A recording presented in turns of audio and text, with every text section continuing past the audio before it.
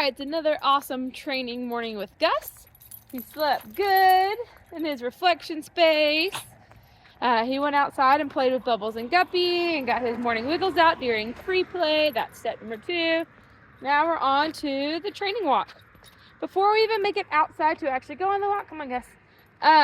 We sit just like this. He's getting better at it. You can see now he's starting to sit when he's like, okay, I need to think about this. I really don't want to go for a walk. I want to go back and play. And we're just going to work through, nope, we actually are going to go for a walk. We can take some sits, but we're going to go for a walk. Come on, guys. Let's go. And so, we start always going pre-play, training walk. And after we're done with this training walk, we'll go back to the bed. Come on, guys, let's go. So my shoulder is rolled back. My hand is by my side right now. He's not going in front.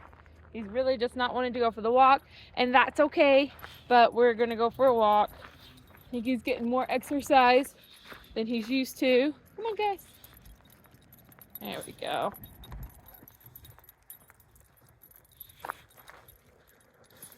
So here I'm giving a little flick. You can see the slack in the leash, so my shoulders roll back, my hands by my back pocket. Anytime pressure is created on that leash, I'm going to use one of those 5 tools. You've learned 3 of them. He's not walking, so I'm going to have him do a reset, and we're just going to reset and take a break here, and then we'll walk some more. So I'm just lifting up the weight of an apple. There, his bum went down, so my hand went down, release that pressure. We're going to chill here, let his brain catch up, and then we'll walk again. Come on, guys, let's go. Go. Give it a little flick. I'm going to do some zigzags. Those are the 3 tools you learned yesterday, right? Zigzags, flicks, and reset. Oh, you hear that horse? Come on, guys. There's a horse neighing at us on our right. Today we'll learn the other 2 tools.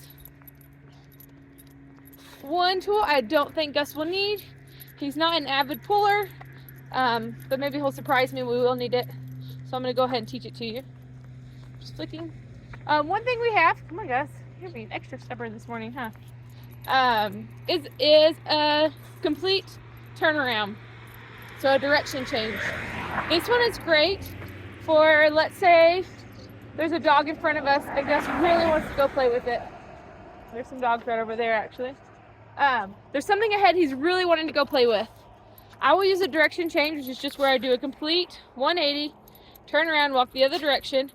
Once Gus is calm, cool, and collected, then I can turn around and go back again. We're not going back home yet, Gus. There we go. And then eventually I'll be able to pass the object. It's kind of like 3 steps forward, 2 steps back, 5 steps forward, 3 steps back, 10 steps forward, 5 steps back. And so you're just kind of going back and forth until I'm able to pass whatever it is with him being calm, cool, and collected. I don't want to avoid the barking dog that he wants to go visit. I want to teach him how to walk past it respectfully, right? So it's not about avoiding anything, it's about doing it correctly. And so that is our complete turnaround direction change. So we have our zigzags, which is just where we're zigzagging back and forth, and we have that complete 180 direction change. Sometimes people get those confused, but they are 2 separate. My final tool that I have is called a rollback, and it's just where I'm going to take 3 steps back, leaving my hand right where it's at. Gus is going to have to turn around, walk towards me, and then I'm going to walk forward, which is going to make him turn around and walk again. We just call that a rollback. So this is what this looks like. Step back, I go back 2 steps, and then I go forward 2 steps. And Gus had to do all the work. Gus might need this one. It's really going to get to him because it means he has to do extra work. And he is a super, loves to play, but doesn't necessarily want to do a lot of extra work. He's kind of a little bit lazy, right? So that one you may not need, but when you use it, it's really going to do a good job on him. And that one's called the rollback. So we now have all 5 tools to create this loose leash walk.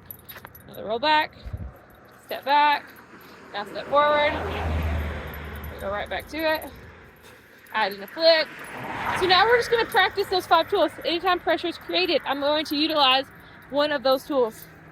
He's doing a really good job walking with me this morning, being calm, cool, and collected. For the most part, correcting. So the first stage of training is I give corrections and the dog learns to listen. The second stage of training is I give corrections and the dog actually listens instantly. The third stage of training is the dog feels the pressure and corrects themselves. And the fourth stage of training is the dog just learns its comfy spot right at nice heel and it doesn't even need correction anymore. I'm not sure if Gus will make it through all 4 of those stages, but that's why we're teaching you, so that if he doesn't make it through all 4 with us, he'll be able to go through all 4 with you. There you go. He's just doing good. So now we're just going to practice this. Exactly what we've been talking about. We're going to implement it. I'll do a reset. Now we're walking towards the house. So he's going to have a little harder time probably controlling himself, which I love, because the more naughty he is, the more opportunity I have to teach him. Remember, with this patient sit, this is so important to just learn to sit here. I can stomp my feet. I can kick. Oh, he stands up, my arm goes up. Applies pressure until his bum goes down, then my arm goes down. He doesn't like the kicking ones, so that means I'm going to do lots of those. If I find something that triggers them to have a bad behavior, I'm going to do that over and over and over again until it doesn't become a bad behavior. The cue to get him to go is actually the little flick forward, and so that releases him. It's not a word, it's not a command, it's literal pressure. So Gus is learning to read pressure. It doesn't even have to be, right now we're using contact pressure, right, with the leash, but it doesn't even have to be contact pressure. It can be distance pressure, like we're learning in the house, where we just change our body language to correct, which is awesome, because then I can learn to correct across the room, like I was saying, or across an entire yard, or my presence, they can go, okay, mom's here, cut that out. Okay, wait, we're in play mode, we can all go play and be silly. Oh wait, nope, now we're back in house mode, like we need to chill out, right? Like we tell our children, you can run and scream outside, but don't do it in the house, right? Our dogs can learn those same concepts of when's appropriate and when's not. So right now I'm just doing some zigzags along with some flicks. You can see me flicking my wrist while we're zigzagging, helping Gus learn to pay attention to me as I zigzag back and forth across this sidewalk. I'm going to do a direction change. I'm going to change again. As we're walking towards the house, I want him to chill. This is our first walk. He hasn't even had breakfast yet, so I'm sure that's what he's most excited to get back to. And when we get back, we'll do breakfast on bed.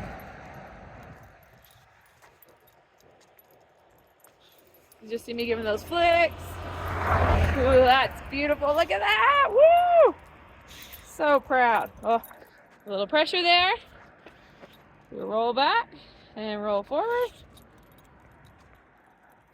There, look at that.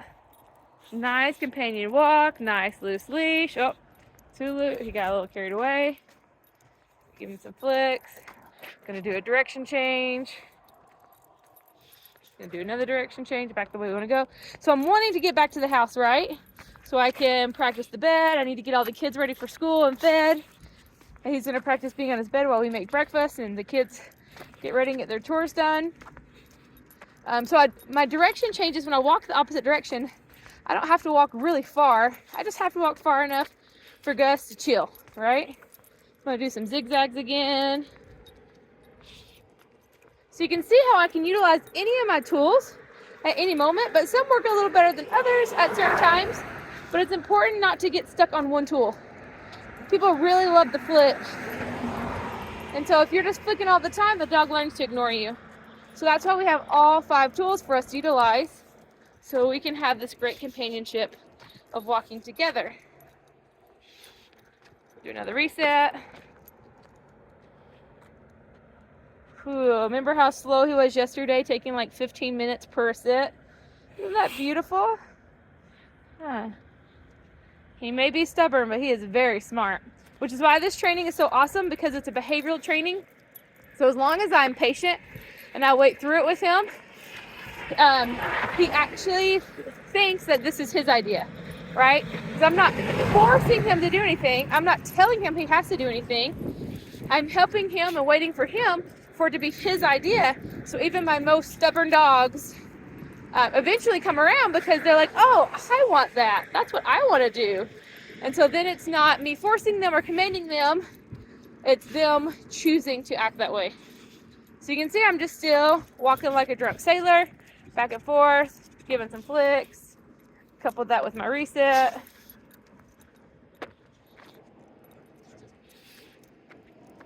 And he's rocking it. Whoa. Well, there was a big truck he wanted to go after.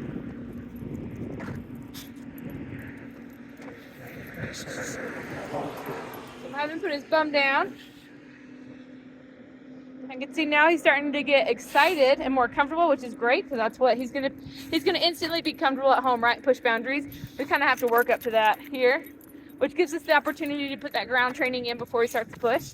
But it's perfect because we live on this busy road, so I'll be able to practice a lot of that big truck reactivity, and we can work on him not acting like that when the big trucks go by.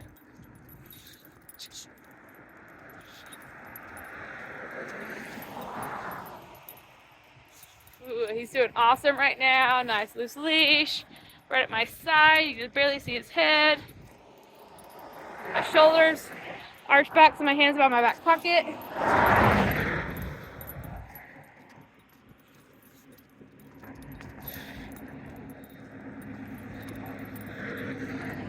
Weight across the road here. Lift up the weight. Anytime I stop, he needs to learn to put his bump down.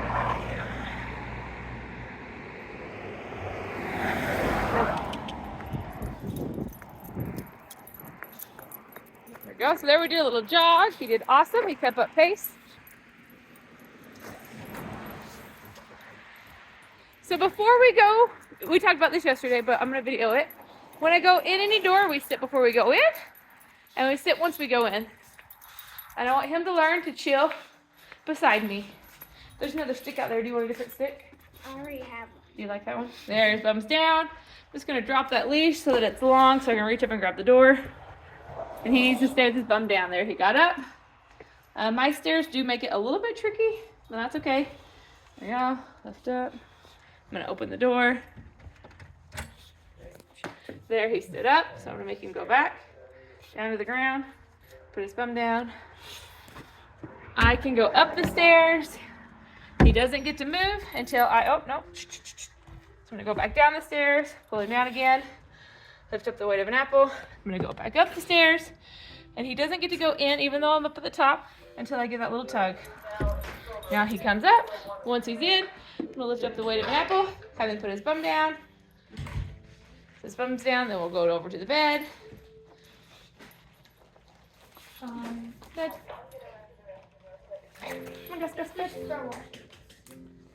Mom will have to take care of that. Lift up the weight of an apple. Once he puts his bum down, I'm going to loosen up this leash just a little bit. Take it off his nose. Plug in one cut piece and the extra fabric in case someone else needs some. Put in lots of yarn. I'm going to keep the leash on him. Unless he starts to chew on it again, then we'll take it off.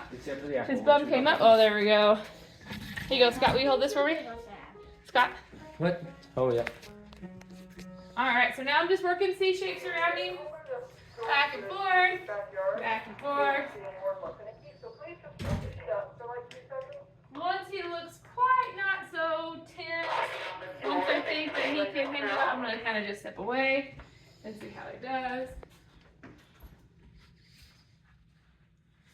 And he's doing a really good job. I'm going to love on him on his bed. Oh, getting melt like butter, huh? Yeah. Remember we talked about this bed? We want it to be the happiest place on earth. We want him to be calm, cool, and collected on here. In order to do that, we're going to feed him on here and love him on here. And just make this his calm, happy spot. We'll do a C shape. Oh, there he stood up. So I'm going to apply distance pressure. Where I just did right at his face.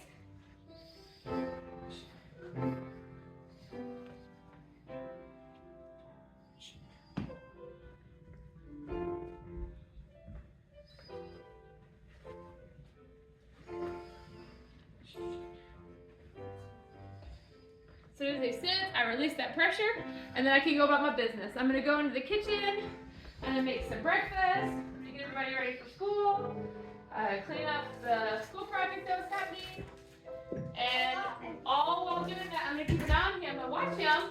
So as soon as he gets off his bed or he stands up at all, his bum leaves that bed, I'm able to correct him instantly.